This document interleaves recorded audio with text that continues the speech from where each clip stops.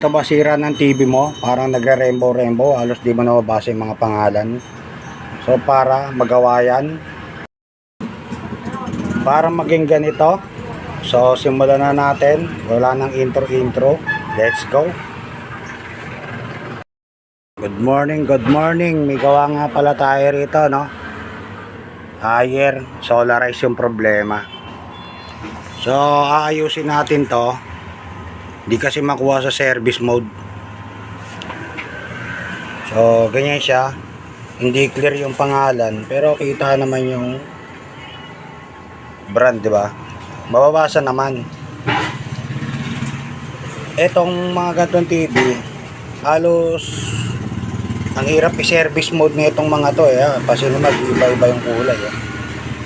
Pag nag-open siya, parang ano yung mga tao, negative. Yan. O yan.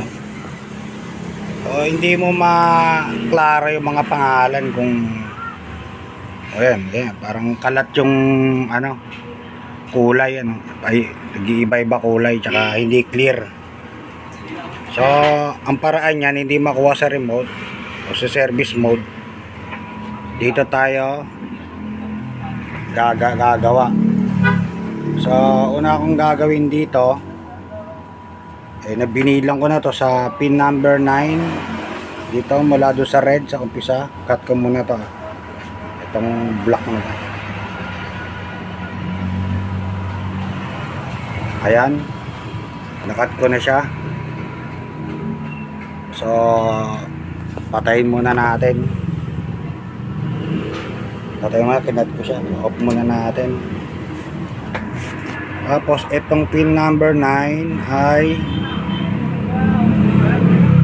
pagkakabit tayo dyan ng resistor, 1K resistor. Dito kuha tayo rito ng mga resistor. Kalat yung mga resistor ko. Ito 1K.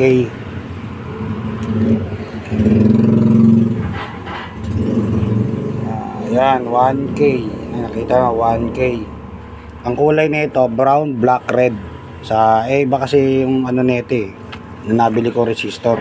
Pero ang kulay niyan brown, black, red. Okay, kakabit ko na. Cut ko muna yung video, papakita ko na lang. So, ayun, nakabitan ko na ng resistor, no.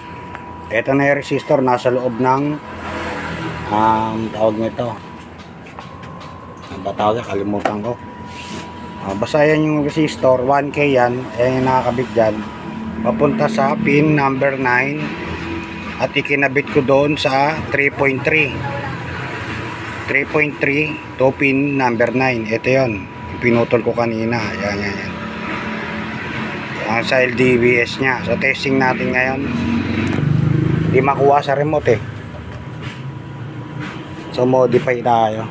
Sana may natutunan kayo. Power Ranger. Ayun, nag-clear na. Ganda na ng display, clear. Hindi kaya na remote. Yan lang yung ginawa natin yan. Ayan, 1K 3.3 to pin 9. Ayan, ganda ng logo. So pinalitan ko kasi panel to eh. Sira na ito panel yung salamin. Meron ako second hand, budget meal lang yung may-ari. So dun, okay na yan, diba? Basado na. Okay, sana may natutunan kayo guys ha. Ayan. At nga pala, follow nyo pala ako sa TikTok.